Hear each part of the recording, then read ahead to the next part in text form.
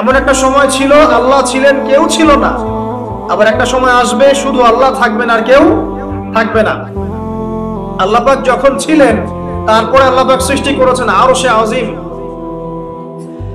আরশে আজিমের প্রশস্ততা বুঝাতে একটা হাদিসের মধ্যে এসেছে, একটা উদাহরণ এসেছে যে একটা ঢাল, ঢাল মানে ওই যে যুদ্ধের সময়, ওই সময় আগে যে ঢাল ইউজ করা হতো হাতে, এক হাতে তরোয়াল ছিল, এক হাতে কি ছিল? ঢাল। একটা ঢাল যদি রেখে দেওয়া হয় এবং এখানে যদি 7টা স্বর্ণ মুদ্রা রাখা হয় বা রৌপ্য মুদ্রা রাখা হয়, যতটুকু অনুপাত হবে এই পুরো কুরসি আর এই যে 7টা মহাবিশ্ব, এর অনুপাতটা অনেকটা এমন। কথা বুঝতে পারছেন? এটা ওয়াসিআ কুরসিয়ুহুস সামাওয়াতি ওয়াল আরদ, আয়াতুল কুরসির মধ্যে পড়ছেন না? এটাই সেই কুরসি। উদাহরণ এমন ভাবে দেওয়া হয়েছে। আবার নবীজি বলছেন সাল্লাল্লাহু আলাইহি ওয়াসাল্লাম, ওই ঢালটাকে, পয়সা ভর্তি ওই ঢালটাকে যদি আমরা একটা মরুভূমিতে রেখে আসি, তাহলে মরুভূমির তুলনায় ঢালটা যতটা ছোট, আরশের তুলনায় কুরসি অতটুকু ছোট। আমি কি বুঝাতে পারছি? আর এই আরশের উপরে আছেন আল্লাহ রাব্বুল আলামিন। তাহলে চিন্তা করেন আল্লাহ রাব্বুল আলামিন কত ম্যাসিভ, কত বড়। এটাই বলি আমরা আল্লাহু আকবার। যখন আমরা মাথা নত করি আমরা কি বলি? আল্লাহু আকবার, আল্লাহ পাক সবচেয়ে বড়। এটাই হচ্ছে আকবার শব্দের মিনিং। আমরা বলি সুবহান রাব্বিয়াল আ'লা, এটা আ'লা এর মিনিং। আমরা বলি সুবহান রাব্বিয়াল আযীম, এটা হচ্ছে আযীমের মিনিং। আমি কি বুঝাতে পারছি ভাই? আচ্ছা, এবার আসেন, আল্লাহ পাক আরশ সৃষ্টি করেছেন এবং আরশটা ছিল পানির উপরে। কানা আরশুহু আলাল মা, আরশটা কোথায় ছিল? পানির উপরে। এরপর আল্লাহ রাব্বুল আলামিন 7টা মহাবিশ্ব সৃষ্টি করেছেন মাত্র 6 দিনে। কয় দিনে? 6 দিনে। ফি সিত্তাতি আইয়াম আল্লাহ পাক বলেছেন। আর আল্লাহ পাকের একদিন আমাদের কত দিনের সমান?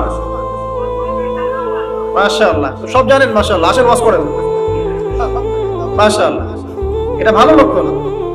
আল্লাহ পাকের একদিন আমাদের দিনের হিসেবে কত দিনের সমান? 50,000 বছরের সমান। এটাই বলা হচ্ছে কিয়ামতের মাঠে মানুষ দাঁড়িয়ে থাকবে 50,000 বছর, হিসাব শুরুই হবে না। মানুষ হিসেব শুরু করার জন্য নবীদের দ্বারস্থ হবে।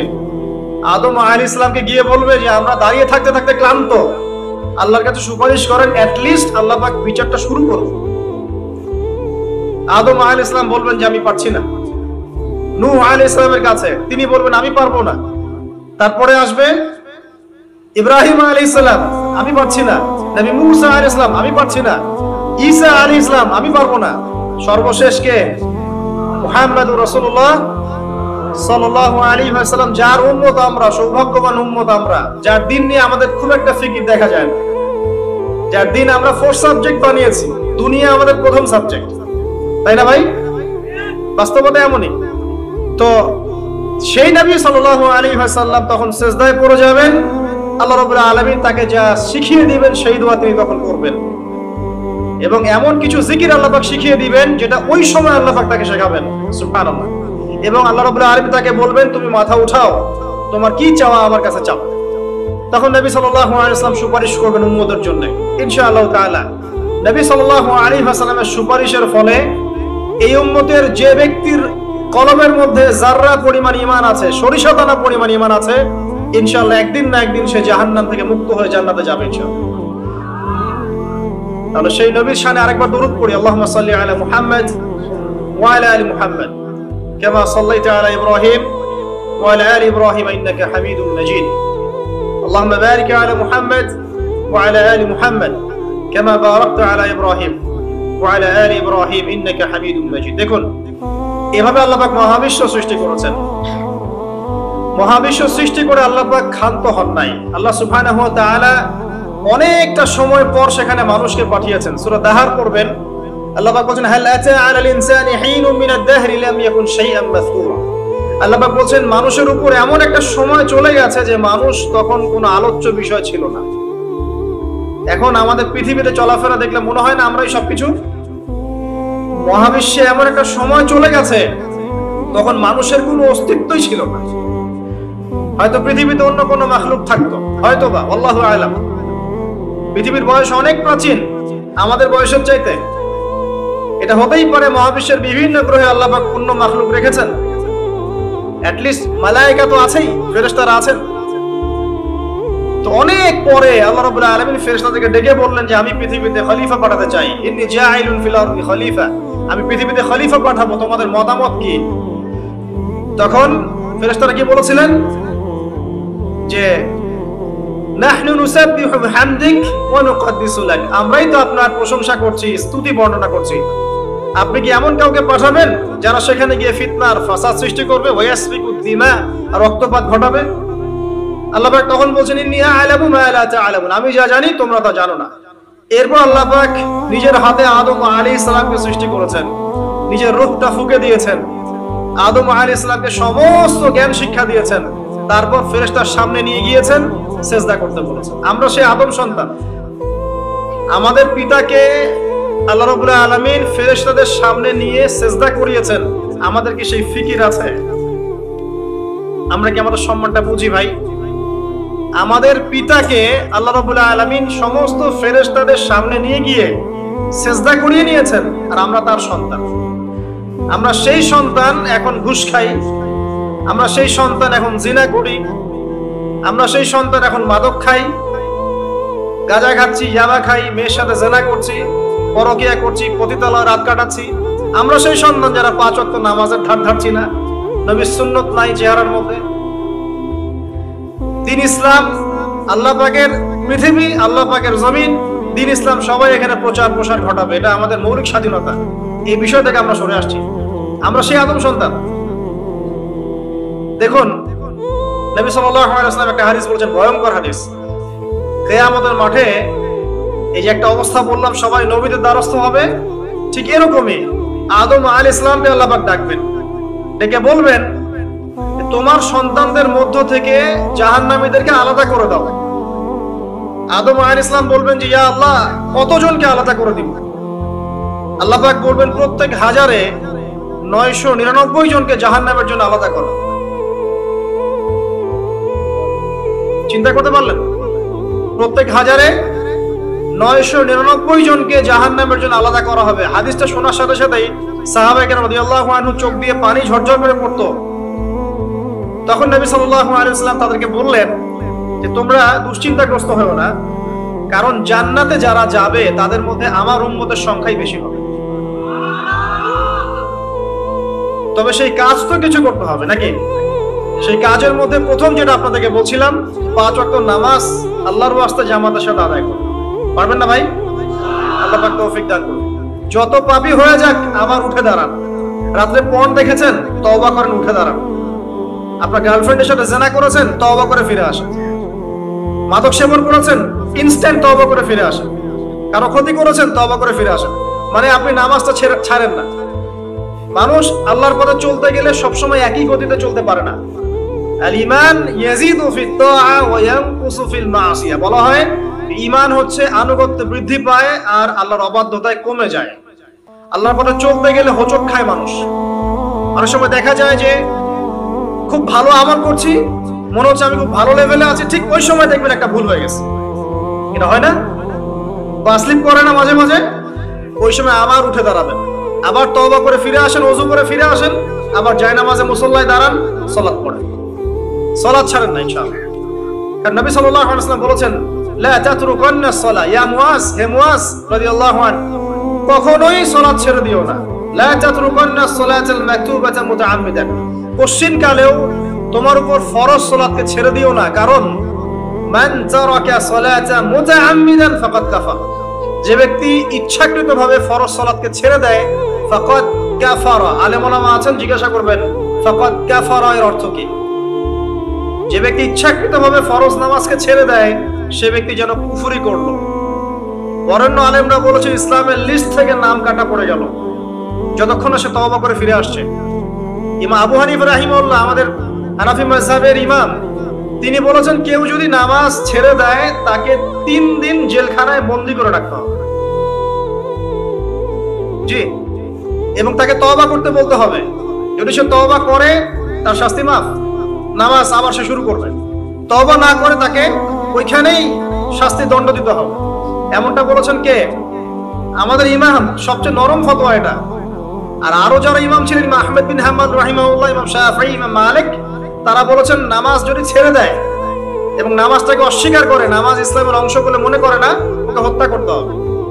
হত্যা আবার যে কেউ করতে পারবে না, ওটা ইসলামিক গভর্নমেন্ট করবে। এটাকে ভুল বোঝার কোনো সুযোগ নেই, এটা লস। এটা ইমামদের মত, এটা ইমামদের মতামত ছিল। মানে নামাজের গুরুত্ব বোঝাতে গিয়ে তারা এত কঠিন শব্দ ব্যবহার করেছে, নামাজের গুরুত্ব বোঝাতে গিয়ে এত কঠিন শব্দ ব্যবহার করেছে। যুবকদেরকে অনুরোধ করো, ভাই যাই হয়ে যাক জীবনে, হতাশা ভুলে যান। চাকরি পাচ্ছেন না, আপনার পড়াশোনার চাপ, পারিবারিক চাপ, আপনার ফ্রেন্ড সার্কেলের পাল্লায় পড়ে আপনি খারাপ হয়ে যাচ্ছেন, হতাশ হবেন না। দুটো কাজ করেন, নামাজ পড়েন 5 ওয়াক্ত, ইনশাআল্লাহ তাআলা আল্লাহ পাক আপনার অন্তরের প্রশান্তি দিয়ে ঢেলে দেবে ইনশাআল্লাহ। আর দৈনিক 1 পারা করে কোরআন তেলাওয়াত করেন, পারবেন ইনশাআল্লাহ? আল্লাহ পাক আমাকে আপনাদের সবাইকে তৌফিক দান করুন, আমিন।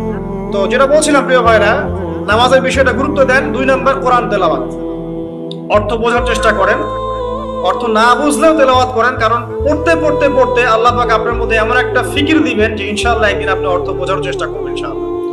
আমি বলছিলাম প্রত্যেক হরফে 10 নেকি পাবেন। আল কোরআনে 114 সূরা আছে না? 114 সূরা 30 পারায় বিভক্ত। এই যে আমি একটু দেখাচ্ছি যে আল কোরআনুল কারীম, এই যে কিতাব, এখানে 114 সূরা আছে না? এখানে কিন্তু 30টা পারা আছে। প্রত্যেক 20 পৃষ্ঠায় একটা পারা শেষ হবে। এখানে প্রত্যেক 20 পৃষ্ঠায় এক পারা শেষ হবে। মানে আপনার একদিনের টার্গেট 20 পৃষ্ঠা পড়া। একদিনের টার্গেট কত? 20 পৃষ্ঠা পড়া। আর আপনি দৈনিক কত ওয়াক্ত নামাজ পড়ছেন? 5 ওয়াক্ত। প্রত্যেক নামাজের আগে বা পরে 4 পৃষ্ঠা করে পড়তে হবে। পারবেন? সহজ না? প্রত্যেক নামাজের আগে বা পরে মাত্র 4 পৃষ্ঠা করে তেলাওয়াত করবেন, একদিনে 20 পারা। পারবেন ইনশাআল্লাহ? আল্লাহ তৌফিক দান করুন, আমিন। এখন এই 114 সূরা 20 পৃষ্ঠায়, এই কিতাবের মধ্যে 600টা পৃষ্ঠা আছে। কত পৃষ্ঠা? এখানে 600টা পৃষ্ঠা আছে, হিসাব করে দেখবেন। আর এখানে আয়াত আছে কত? 6000। একদম ভুল উত্তর। 6236টা আয়াত আছে এখানে। কতটা? হিসাব করে দেখেন, 6236টা। এবং শব্দ আছে প্রায় 77800টা। কয়টা? 77800টা। আর অক্ষর আপনি গুনলে দেখবেন প্রায় 3 থেকে 4 লক্ষ অক্ষর আছে। 3 থেকে 4 লক্ষ অক্ষর আছে। আমি যে বললাম 78000-এর মতো শব্দ আছে, এই শব্দগুলো কিন্তু নতুন শব্দ না। মানে একটা শব্দই অনেকবার রিপিট করা হয়েছে। মানে আলহামদুলিল্লাহি রাব্বিল আলামিন থেকে গায়রিল মাগদুবি আলাইহিম ওয়ালাদ-দালিন, এখানে মোটামুটি যে 17 বা 18টা শব্দ আছে, এই শব্দগুলাই কোরআনে রিপিট করা হয়েছে 7800 বার। কতবার? 7800 বার। আপনাকে আমি 8টা জমির বলছি। একটা হচ্ছে মান, আন, ইলা, ঠিক আছে, বি, ফি, আলা, ইলা, আর মিন, আন, মা, হাত্তা, এরকম 8টা বা 10টা অব্যয় আছে। এগুলো দিয়ে কোরআনে 10,000 শব্দ আছে। কত হাজার? 10,000। সহজ কিন্তু। আর কোরআন নিয়ে অনেক গবেষণা হচ্ছে এখন। আপনি যত গবেষণা করবেন, ঘাটাঘাটি করবেন, ওলামায়ে কেরামের কাছে যাবেন, অনলাইন ঘাটাঘাটি করবেন, দেখবেন কোরআনের অনেক কোর্স এখন চালু করা হয়েছে। এবং এগুলো বাসায় বসে আপনারা করতে পারেন। যে কোনো প্রফেশনের মানুষ, যে কোনো অঙ্গনের মানুষ, হোক তিনি একজন ব্যাংকার, হোক তিনি একজন পলিটিশিয়ান, ইকোনমিস্ট বা সোশ্যাল ওয়ার্কার বা চাকরিজীবী বা স্টুডেন্ট, যে কেউ হোক না কেন, নারী পুরুষ সবাই এই কোর্সগুলো করতে পারেন। ভিজিট করেন www.quraniccorpus.com। দেখেন কত কোর্স দেয়া আছে, শর্ট কোর্স কোরআনের উপরে। ভিজিট করেন, দেখুন www. কোর্স দেয়া আছে। আপনাকে 1 বছরে কোরআনের ইনশাআল্লাহ 50% শব্দ শিখিয়ে দিবে। এটা জেনারেল লাইনে যারা পড়ছেন তাদের জন্য অনেক অনেক ইফেক্টিভ এই কোর্সগুলো। আর এগুলো ভাই আমাদের জানতে অনেক কষ্ট করতে হয়েছে, ফ্রি বলছি আপনাদেরকে এখন, ঠিক আছে? এগুলো কিন্তু রিসার্চ করতে অনেক কষ্ট হয়েছে। একটা লেকচারে ফ্রি পাচ্ছেন এগুলো, এখনই লুফে নেন। আজকে বাসায় গিয়ে চর্চা শুরু করেন, দেখবেন ইনশাআল্লাহ অনেক ভালো করতে পারবেন। আমরা কিছুই না ভাই, আমরা চাই আগামী প্রজন্মতে এমন বড় বড় আলেমরা উঠে আসুক, যারা কোরআন সুন্নাহর জ্ঞানের সাথে অর্থনীতি, ইতিহাস, রাজনীতি, জিওপলিটিক্স, আপনার দর্শন, আপনার কি বলবো, পররাষ্ট্রনীতি, আপনার সমাজ বিজ্ঞান, হ্যাঁ, সমস্ত নলেজগুলো রাখুক এবং কোরআন এবং সুন্নাহকে হাতে নিয়ে বিশ্বটাকে চ্যালেঞ্জ করুক। এমন জেনারেশন আল্লাহ পাক তৈরি করুন, আমিন। আসলে আমরা কিছুই না, আমরা তো আগাছা। আমরা মনে করি যে আমি তো এই উম্মার আগাছা, আমাদের দ্বারা উম্মার কি হচ্ছে। এমন প্রজন্ম আল্লাহ পাক নিয়ে আসুন যারা কোরআন সুন্নাহর জ্ঞান তো রাখবেই, পাশাপাশি যুগোপযোগী সমস্ত জ্ঞান যেন তারা অর্জন করে। তখন তারা কোরআন হাদিস নিয়ে এমন ব্যাখ্যা করবে যে এই ব্যাখ্যা চ্যালেঞ্জ করার ক্ষমতা ইসরায়েলের থাকবে না ইনশাআল্লাহ তাআলা। ওই ব্যাখ্যা চ্যালেঞ্জ করার ক্ষমতা পশ্চিমাদের থাকবে না। সারা বিশ্বটাকে ওরা এখন মগের মূল্য পেয়েছে, যা ইচ্ছা তাই করছে, যা ইচ্ছা তাই। মানে ইচ্ছা হলো এক দেশকে আরেক দেশের এগেইনস্টে উস্কে দিল, ঠিক আছে, ওদের তো কিছু মিডিয়া আছে, যুদ্ধ না লাগলেও যুদ্ধ লাগায় ছাড়বে। তারপরে একজনের কাছে অস্ত্র বিক্রি করবে, ওর কাছ থেকে যে লাভটা করবে এই লাভের টাকা দিয়ে আরেকজনের কাছে অস্ত্র বিক্রি করবে, মাঝখান থেকে ওদের স্বার্থ উদ্ধার করবে। কি যে চলছে সারা ওয়ার্ল্ডে একটা বিশাল যুদ্ধ লাগানোর